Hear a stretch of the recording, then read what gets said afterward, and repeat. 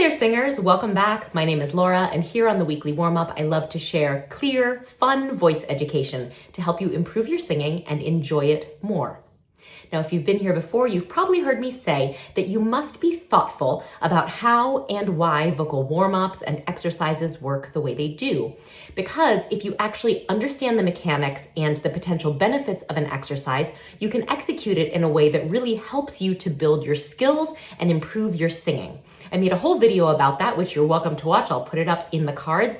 But today, I actually thought that rather than teaching you an exercise of my own, I would show you how to be thoughtful about an exercise that is taught to you. And I thought we would use one of the most common choral warm-ups, mi, me, ma, mo, mu.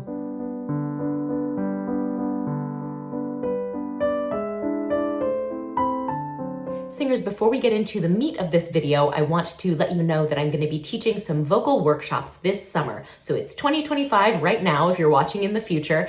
And in July and August of this year, I will be teaching 6 workshops. They're going to be quick, an hour long each, and each one will be a full vocal routine dedicated to a certain vocal technical topic, like grounding down, finding breath support, reaching high notes, those kinds of things. So if those sound interesting to you, I would love to have you join me on Zoom. All the times listed are in Eastern time because I am on the East Coast of the United States, and there is more information at the link below. So I hope to see you there.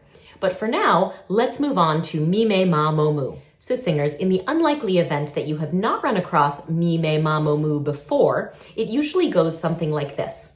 The 4 voice parts will be given a pitch within a chord, so usually basses, tenors, altos, sopranos, and then the singers, everybody, will sing simultaneously on that chord on these syllables.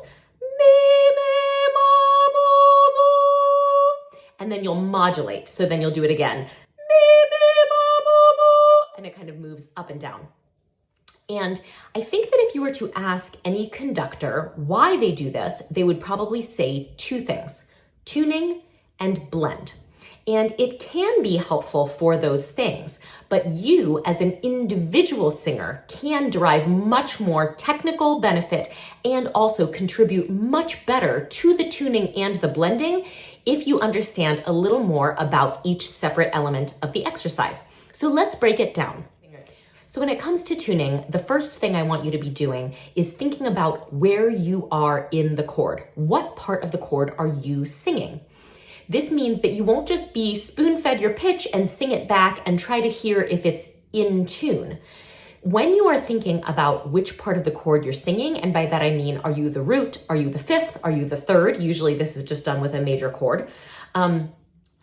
If you really know which part you're singing, then you can orient yourself in terms of how far apart should you be from each other part? Which other part might be singing the same pitch as you? Who should you be listening to, and how far apart should those parts be? This all comes down to the idea of really thinking in a scale, which is something that I covered in one of the videos of my tuning playlist. It's really important not to just think, I need to be in tune or sing sharp or whatever. You really want to know like what to aim for. So generally the way this exercise is set up, you'll have the basses and the sopranos on do, and then the tenors on sol, and altos on mi. So if you are an alto, say, rather than just hearing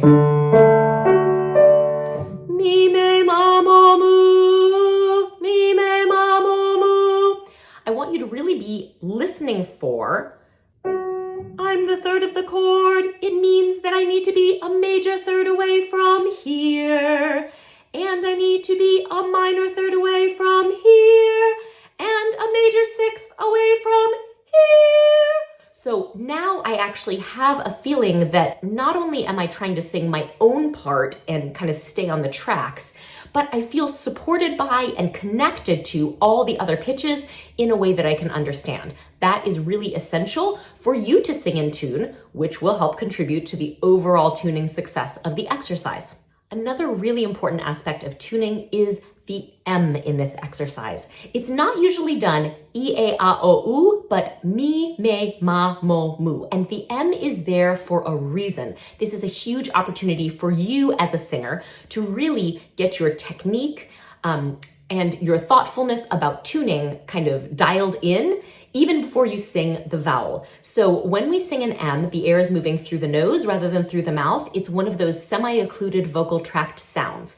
And as I have told you before, those are wonderful sounds for triggering support and placing the voice high and forward. If you were to hum on an M, you would feel it's very, very buzzy. I can feel that my resonance is just where I want it. And so by actually aiming and listening for the pitch on each one of those M's, you are not only increasing your ability to tune precisely, you're not going to be scooping, me, me, ma, mo, but you're also taking an opportunity to really funnel the vocal placement into that high forward position. So it's a tuning benefit and a technical benefit. The next part of this that is really essential is the ear training of moving between the modulations. So it's very easy to just sort of space out and think each time you do it, you're just going to go through it and then sing it a little higher. Mi, me, ma, mo, moo. Mi, me, ma, mo, moo. Mi, me, ma, mo, moo. I have not made it up a full half step on each one of those modulations because I'm just sort of vaguely pushing upward. This is a wonderful place to bring in that tool of audiation where maybe you don't even need to vocalize the move up to the next half step. You can really listen. I'm here and now I'm going to go to here. And strengthening that ability to hear a pitch without humming it first is really going to come in handy through your whole singing life. So this is a great place to give yourself like a little mini opportunity to train that. And it will also help you to really move up kind of as a corporate body, that full half step each time. Now, when it comes to the blending portion of this exercise, it's really all about the vowels. If the whole ensemble is singing unified vowels, then the blend will be great. So this is another place where there can be both a benefit to the group by you being thoughtful about your vowels and also a real technical benefit to you in taking a moment to really check out, am I making the mechanics of each vowel correctly and in a way that is helping them to have a unified resonance, to not be tight or tense, and for all of them to resonate evenly. Now, I've done many videos about vowels before, so I will link them below, and there's even a free downloadable PDF that is like a chart of what exactly to do with your lips and your tongue and your teeth on each vowel. So I hope that will be helpful to you.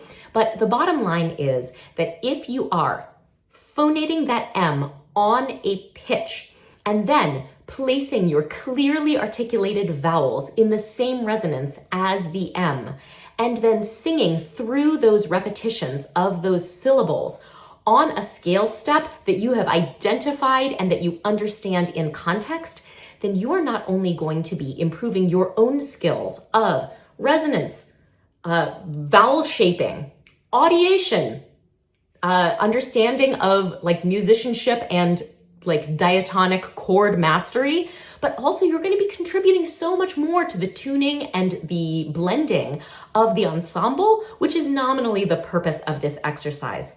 So when I show you an exercise like this, one that is so simple and that maybe you've been doing weekly for decades, what I want you to realize is there are just so many opportunities to really be thoughtful and use every moment of rehearsal not only to the benefit of the group, but also to your own benefit, to your own growth as a singer. And I hope that you will take advantage of it. Now, I hope that I'll see some of you in the summer workshops. In the meanwhile, I hope that this tip will be handy and you'll kind of remember some of these things the next time me, me, ma, mo, moo comes around, because it will come around. It is one of the most common exercises I hear. If you have an exercise that you are wondering, why does my director make me do this all the time? I would love to hear about it in the comments. Maybe I can break it down and give you some pointers on how you can take better advantage of it. And in the meanwhile, I just want to say thank you for watching. Thank you for subscribing. We are getting very close to 15,000 subscribers, which is just amazing. I like to imagine all of you singing at once. And if you have not given this video a thumbs up, please do so. It really helps YouTube understand that there are lots of singers out there who want to be doing their very best singing and having a lot of fun. So thank you so much. I look forward to seeing you next Thursday. And in the meanwhile, thank you for practicing.